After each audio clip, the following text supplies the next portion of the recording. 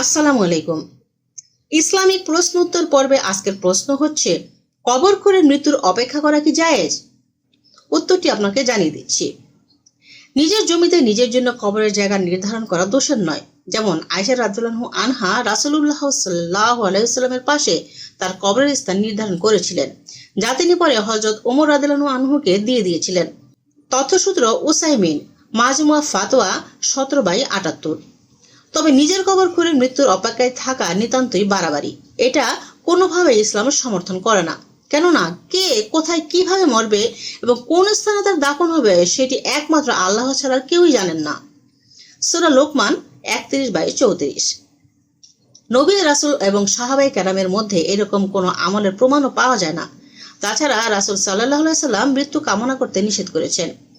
হযরত আবু হুরায়রা রাদিয়াল্লাহু আনহু বর্ণনা করেছেন, রাসূলুল্লাহ সাল্লাল্লাহু আলাইহি সাল্লাম বলেছেন, তোমাদের কেউ যেন মৃত্যু কামনা না করে, কারণ সে যদি সৎকর্মশীল লোক হয় তবে বেঁচে থাকলে হয়তো সে নেকির কাজ বৃদ্ধি করত, আর যদি অন্যায়কারী বা পাপী হয় তাহলে সে হয়তোবা তওবা করবে, অর্থাৎ দিনের পথে ফিরে আসবে। তথ্যসূত্র বুখারী শরীফ।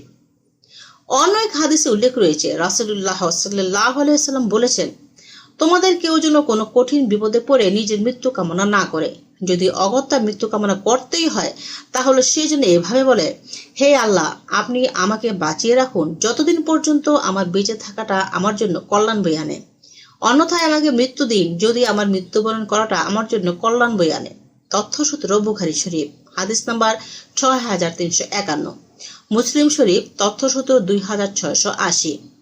সুতরাং কবর করে মৃত্যুর অপেক্ষা করা ইসলামী শরীয়তে সম্পূর্ণ হারাম এবং নাজায়েজ।